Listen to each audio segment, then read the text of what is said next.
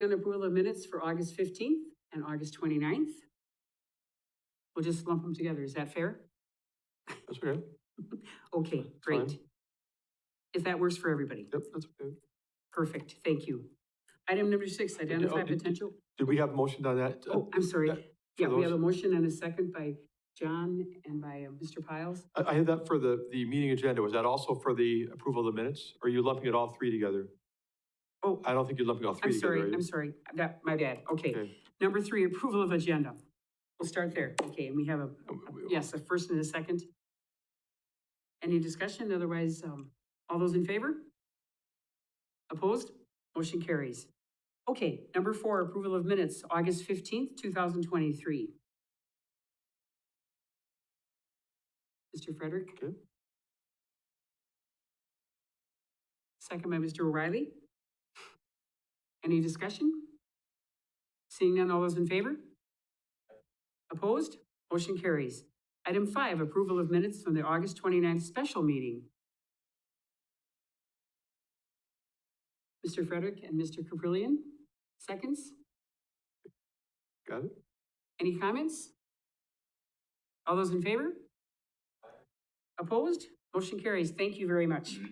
Item 6, identify potential conflicts of interest. Please be advised per City Policy 3.340 that any member of this body shall declare a conflict if they have an interest, financial or otherwise direct or indirect, or engage in a business or transaction of professional activity, or incur an obligation of any nature that is in conflict with the proper discharge of the body's official duties.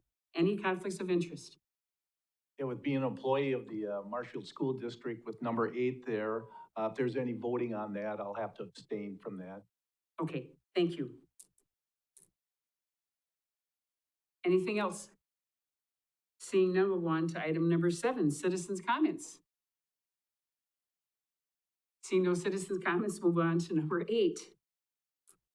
Number 8 is Campus Master Plan Amendment Request by the Unified School District of Marshfield to update the Marshfield High School and Madison Elementary School Campus Master Plan, which describes the existing conditions and future plan developments located at 1401 East Becker Road, parcel 33-03197, 510 North Palmetto Avenue, parcel 33-02538, 715 East Becker Road, parcel 33-07309, and parcels 33-07310, 33-07308, and 33-07307. All properties listed are zoned CD Campus Development District.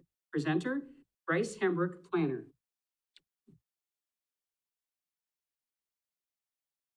Oop, I think you're on mute, Bryce.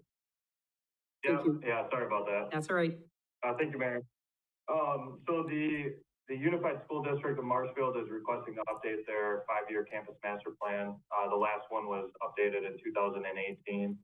And that one in 2018 was a little more substantial than the one that's prepared today, because the high school football stadium was not there until we approved this campus master plan, as well as a couple other, the softball fields and whatnot. So compared to the old plan, this update is relatively minor. But generally, how these work are projects that are listed as permitted by right and that are included in this campus master plan can generally be administratively approved by staff if what they're proposing generally matches what's in the campus master plan. So this is kind of a way for us to better understand what the school district is looking to do in the next 5 years or so, and to try to streamline the process instead of making them go back to the plan commission for every new project that they do, which is generally typical of campus or conditional use permit amendments. So that's kind of why we're here. Overall, the campus master plan met the requirements listed in the zoning code. So they included information on parking, landscaping, existing uses, future uses, etc. So overall, they met those all those requirements. On the screen, you can see this is what all the properties that are located in the campus master or the campus district are shown in blue. And then, I'm gonna go high level, because the plan was, very detailed. And so if there's any questions, I believe that there's some representatives from the school district that can try to help answer those, or I can help as well. But one thing I did want to kind of cover is some of the potential projects that they've mentioned. So as I said, if it's permitted by right and it's included in the plan, I can generally administratively approve it. If there's anything that you guys would want to see as a conditional use in the future, you can make that recommendation as part of the motion. So a lot of these changes were more to the interior of the building, such as a main office relocation, technology education expansion, kind of where the location of the existing cell tower is on the north wing, commons expansion, a traffic circle reconfiguration and expansion. So we didn't see any specific plans, but if you can see on the rendering, it's kind of hard to tell, but maybe on the packets, it looks like there would actually be an increase in parking available. Now, this doesn't have to necessarily be the plan that they go with, but generally, if it appears, if they propose something that's generally what appears here, I would be able to administratively approve that as well. Fitness center addition, student services expansion, and then pickleball courts and a restroom were approved by the Plan Commission a few months ago. But we had them include that just so that's shown on the campus master plan as well. And then the one that I just wanted to kind of gauge the opinion of the Plan Commission is a communication tower. There already is one on the site. I believe it's either on the building or next to the building. They would be looking to relocate it to either the east side of the property, kind of by the new pickleball courts, or on the west side, kind of by the nature walk area, north of the baseball fields. So a communication tower is right now permitted by right in the campus master plan. Generally, a new communication tower in the city is generally conditional use. So one thing I just want to ask the Plan Commission is, would you like to keep that as permitted by right? And if they relocate it to one of those two locations, would I be able to administratively approve that, or would you want to make that a conditional use for when they go to relocate that? The other thing that I just would like to mention is, if you do consider allowing it as a permitted by right, are you guys fine with the two locations that are proposed, or is there one location that you would prefer that the communication tower is at, and see if the school district would be open to, looking at that spot instead of both? Other than that, I just also included some parking because at the last campus, or in 2018, when we reviewed the campus master plan, parking was a big issue because they weren't sure of the parking with the football stadium. And overall, I personally haven't heard too many negatives on the parking at the high school, and they do have some overfill grass parking, for those large events, a homecoming football game or graduation. But as far as I know, that there really hasn't been much of a parking issue. So I just kind of included that to show that a lot of these projects, they won't really increase the parking. A lot of these are kind of interior. They're not really going to increase the capacity of the high school. It's not like there's going to be a north wing full of, 12 more classrooms by any means. So I think that parking is generally sufficient in the site, and they have added it near the pickleball courts, and there's plenty near the tennis courts. So that's just one thing I kind of wanted to add, since that was kind of a touchy issue at the original approval. As I mentioned, I believe that there are representatives from the high school, so if there's any questions, they should be able to help assist. But with that, my recommendation would be to approve the request as presented to update the campus master plan because of the following findings.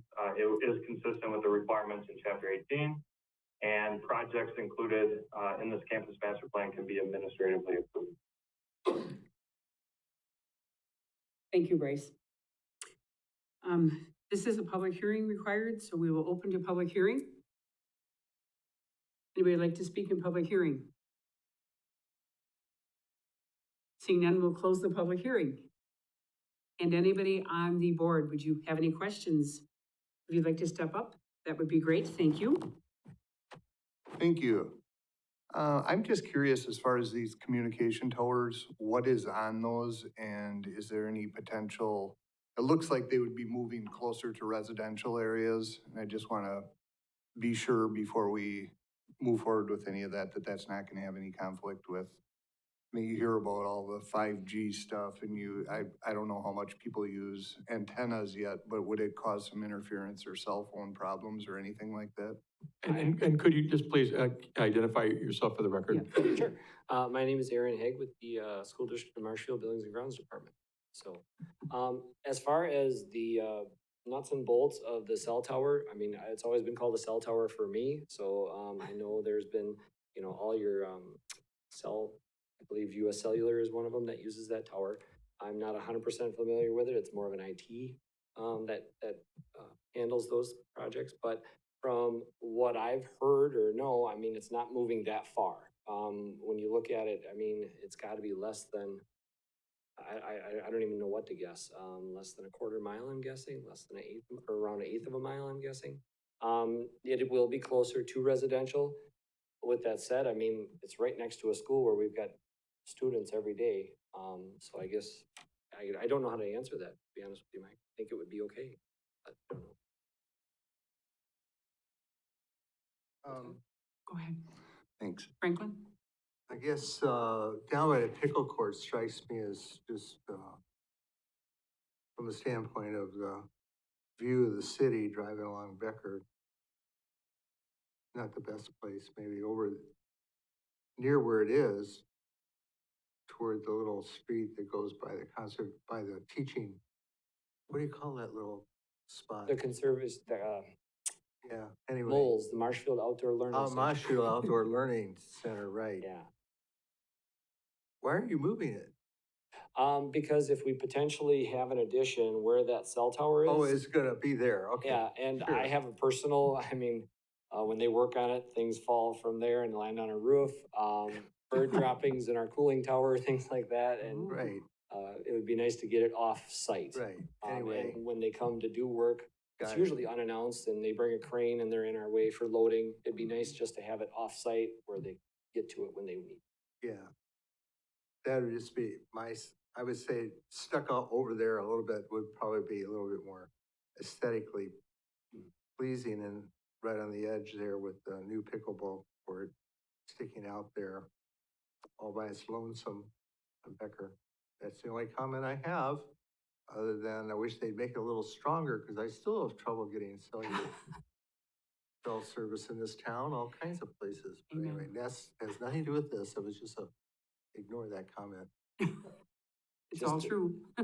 I think for us personally, because of the driveway that's there, they would have very good access versus the other option that would a driveway or some sort of access would have to get put to it. That's why that pickleball was kind of our first choice.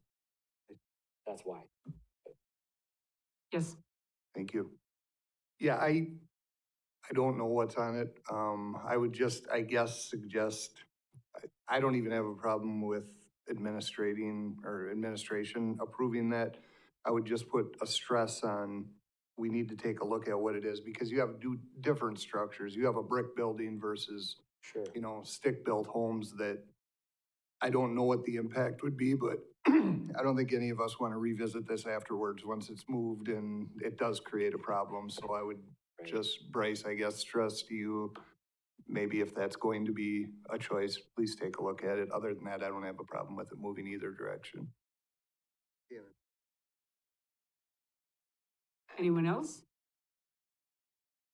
Yeah, and if I could probably just add there, one thing. Yes. So with the communication tower, it would still require a permit, and it would still have to meet the requirements in our code. So I believe that there is like we need an analysis from a structural engineer, to make sure that it's, constructed properly. We do the inspection. So it's not like they would just relocate it without going through the proper steps. It's just that we wouldn't have to go back to the plan commission before that. So we would still see that it's, structurally sound and that it's meeting all of our requirements. It's just, we wouldn't have to come back. So it might be best, my feeling would be, it's probably the best thing to let them figure out the best position, either the pickleball or the baseball, whichever is gonna be the best for the school, right? So that's basically what we're all about here, is making it best for the school. Are you ready for the motion? If you're ready to make one, absolutely, I'll Franklin. move the motion. Great. Is there a second? Mr. Caprillion seconds. Any other discussion? Seeing none, please signify by saying aye, yes. Opposed?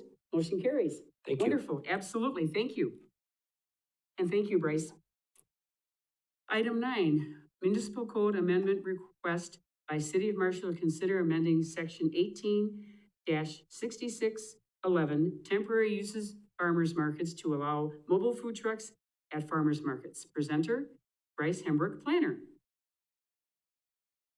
Thank you. So this one is pretty straightforward. At the last plan commission meeting, we discussed allowing food trucks at a farmer's market. And so I included one sentence to the existing farmer's market regulation, and it just simply states that they're allowed to be in a farmer's market with property owner signature.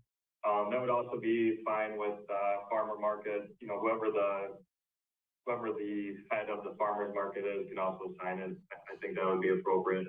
And then as long as they have applicable City of Marshfield licensing. I talked with the city clerk and she confirmed that this language should be good and that she feels comfortable with this. So with that, my recommendation would be to approve the code amendment as shown on the screen. And as reported. Thank you, and this is also open for public hearing, so we'll open public hearing.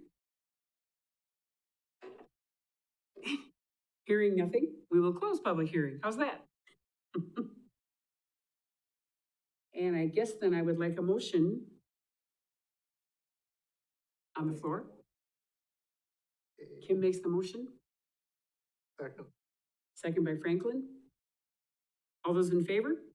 Aye. Opposed? Motion carries. Thank you. And also, we need to make sure that the firemen know everything too, because there's safety issues. That would be, can we add that? I'm sorry, I should have done that before. I apologize, yeah. I don't think we have to add, sorry. Okay, go ahead. I don't think we have to add it to the approval, but I think it needs to be noted that that has been a concern that's come up from time to time with these food trucks, is making sure that all the, whether they're using grills or smokers or whatever they do, that the fire department is on board with it and they meet all the fire requirements. Good point. Yes. And Steve, correct me if I'm wrong, but we could figure that out during the licensing process, correct? Thank you. Yeah, I see the city clerk Yep, nodding her head. The yes, answer is yes. Nodding your head, so that's perfect. Thank Okay. you.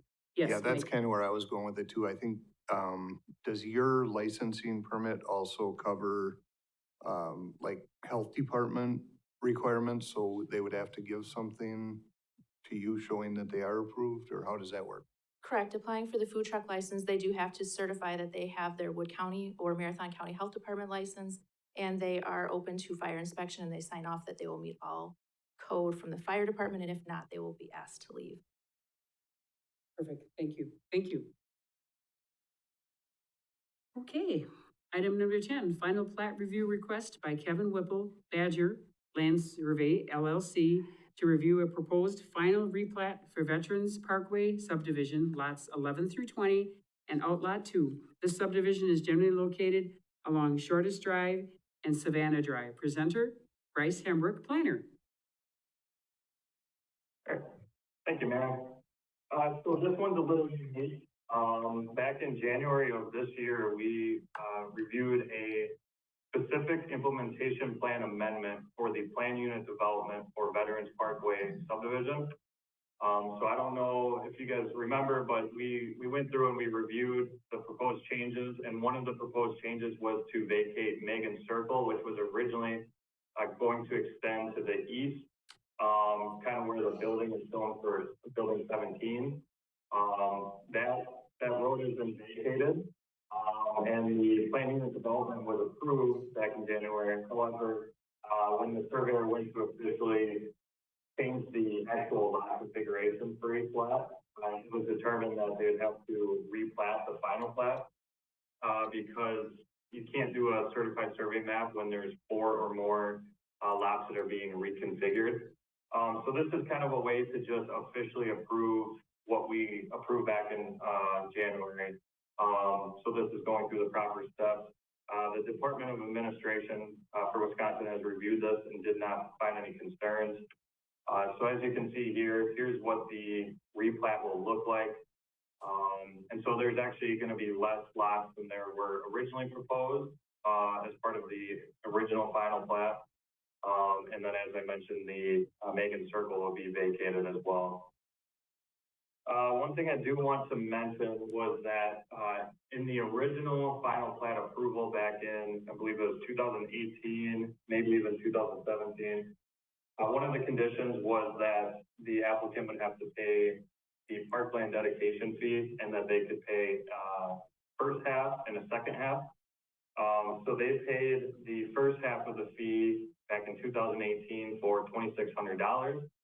And one of the requirements was that in 2019 for the first building permit, they should pay the remainder $2,600. While there were no building permits after 2019 or after, so one of the conditions that I would also add is that the remaining balance for the fee would be paid prior to the issuance of the next building permit for construction on any lots included in this replat. If there's any questions, I can try to answer, but that's all I have for this one. And we need a motion? I'll make a Mr. motion to O'Reilly approve. motions. Second by Mr. Caprillion. Now, any discussion, any questions for Bryce? Seeing none, those in favor? Opposed? Motion carries. Thank you. Number 11, final plat review request by Kevin Walkowski, Riverside Land Surveying, representing Denning Homes to review a proposed final plat for Green Acres First Edition located on parcels 33-07355 and 33-06973. Presenter, Bryce Hembrook, planner. Thank you, Mayor. So this is the subdivision that we've been talking about for the last couple months. There was a rezone to allow for townhomes in the southeast corner. We went through the preliminary plat at the last meeting, and there really hasn't been a lot of changes to from the preliminary plat to the final plat. They did include one of the conditions that I had was to restrict access along East 21st, and I'll get back to these slides, but along East 21st, one of the conditions was to restrict access. They have included that in this final plat. And then I believe there might have been some cleaning up with some of the easements and whatnot. But overall, the city engineer reviewed this and determined that it is substantially conforming with the preliminary plat. Zoning, as I mentioned, it is meeting the requirements for zoning in terms of the lot width, lot area, the density requirements. So the north of East 21st will be SR4. Most of the area south of First will be TR6, and then as I mentioned, MR12 will be in the southeast corner to allow for town. The future land use map shows this area as being medium density residential, which is, I believe it's 3 to 10 units per acre. And then I guess not much has changed since the last discussion on the preliminary plat, but the one thing I do want to mention is they are requesting to have the final plat reviewed all as one. However, the developer is planning on developing in phases. So I included in the packet a final plat that shows phase 1 in yellow and phase 2 in green. So from Washington until the new Ironwood Avenue would be newly constructed, and then it would go to the south, and then to the east along East 23rd, connect to Aspen Avenue, go north up to where East 21st will be, and then connect to Green Acres Drive. So ultimately, they will be creating a second connection to Green Acres, which is a benefit to our, emergency vehicles. That way they can access both, and also for residents as well. So the area shown in green would be a later phase, and there would be a trail developed along the portions of the phase 1 along East 21st. So that's just one thing that's kind of new, but overall, they are still requesting to approve the final plat as shown in your packet. I did include, high level information on stormwater management. and wetlands, but I also believe that Tom Turkey is in attendance, so if there's any questions, he may be able to help with that as well. My recommendation is to approve the final plat request with number one, the fee in lieu of dedicated parkland, or parkland dedication fee should be $14,600, which is the total per dwelling unit. And that should be submitted at the time of common council approval of the final plat. Number two, that there should be exceptions to the maximum block length for 21st Street and the minimum block length for the interior roads, which would be Ironwood, Cottonwood, and Basswood. And then also, it was included in the final plan, but I just kept it as a condition, and driveway access is prohibited along the south side of East 21st Street. And then number four, development agreement approval shall occur prior to common council approval of the final plan. And that is all that I have on this. Thank you, Bryce. And we need a motion. Mr. O'Reilly motions. Second by Mr. Frederick. Now, any questions for Bryce? Yes, Steve. I just have one, Bryce, and I apologize, I didn't notice this before. Maybe it's not a big deal. I was just looking at past minutes from 2021 on my phone trying to find it, but it seems to be that when we went through this with Green Tree for the same parcel 2 years ago, that what we had as part of the motion was that the council would approve the final plat, but that the final plat would not be recorded until the development agreement had been signed. I'm not sure if it matters whether the council approves the final plat, but we just don't record it until the DA has been signed, or if we don't have final council approval of the final plat, you know, after the agreement of the is signed. Does it matter in your world? Yep. So, and that's a good point. I was gonna bring that up, and then I decided not to. I think it's probably more common to say, you know, the final plat is contingent on the developer's agreement, and so that kind of leaves it up to, yes, it's basically approved, but then you know, the developer's agreement needs to be done, you know, before it's officially approved. So I think including, or amending the motion, to include language for that would be fine in this case. So basically what I'm suggesting, and I think Bryce is agreeing to, is that the final fourth bullet point would say development agreement approval, or the final plat shall not be recorded until development agreement approved by common council. So they can approve the final plat next Tuesday, but we're not going to record it at the county until we have a development agreement signed for the project, if that makes sense. Is that acceptable to the? Pardon me? Right. We need to amend that motion? It needs to be amended, but you made the motion, you can't amend it? No, but someone else can. Okay, somebody else needs to amend it. Mr. Caprilli. Okay, I'll make the motion to amend the original motion to include the language that Steve just said. Very good. And a second? By Franklin? Okay. Thank you. Any more discussion? I do want to talk stormwater runoff for a little bit. That did come up last meeting that we talked about this. So I guess I'd just like to hear from Tom if that is a concern. I know we had some members of the public here that reside to the south of this proposed development that were a little concerned about storm runoff. This development was brought up last year, and we had actually bid this project, and actually we're just about to award it. We designed stormwater management. By our municipal code, they have to have the pre to post runoff meet all the stormwater requirements for the 5, 10, 15, 25, and 50, and 100-year storms. They do have to meet the stormwater requirements for cleaning the stormwater as it's leaving the site. All that was designed in the original development. On this plat, if you notice, there is a drainage easement that runs along the west side between 21st and the bottom south portion of the lot. And then there's a drainage easement that continues from the west corner, southwest corner, to the east side of Aspen Avenue. And those are all part of the design to direct that stormwater to the retention pond, which will be located on the east side of Aspen Avenue. Very good. Thanks, Tom. Any other questions or comments? Seeing none? All those in favor? Aye. Opposed? Motion carries. Thank you. Pardon me? Right, Oh, Oh, yeah, have we to had to go vote back. on the amendment. Yep, right. we approved the amendment, There was a vote on that, correct? Correct. And now we need to go back to the original motion to approve, which was made by Mike O'Reilly and seconded by Kim Frederick. We Correct. need to, any discussion and vote on that? Any other discussion?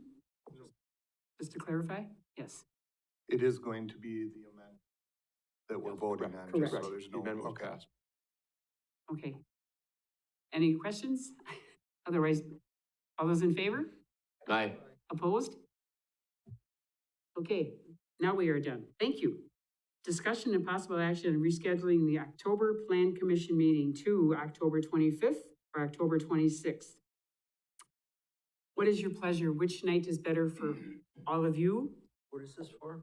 Either both, Wednesday, the 25th, or Thursday, the 26th. I will tell you, the 25th is the best for me. I already have another meeting on the 26th, but John can handle it if I'm not here. Right, John? Absolutely, yep. So that's good. So I guess maybe the best thing is just to shoot an email to Steve and see which, right? I think, yeah, I think Natalie has one out there. Does anybody in this room right now have a problem with the 25th, as long as we're sitting here? That's 5 of the 7. I think we're in Okay, pretty good I think- shape. Let's, Okay, thank you. Then we'll make it, so change your calendars from, the third week to the fourth week of October. And Right. it'll be Wednesday instead of Wednesday, the Tuesday. 20th. Yep. Yes, Wednesday. the 7 20 o'clock, yeah. So 7. Wednesday. the It'd be nice if we 25th could do a little is earlier, but, so it'll be, Wednesday instead of, would we do earlier, or do we have to stay at 7? Bryce, would that be a heartburn for you to come earlier on that Wednesday? If we do our plan commission meeting earlier that night?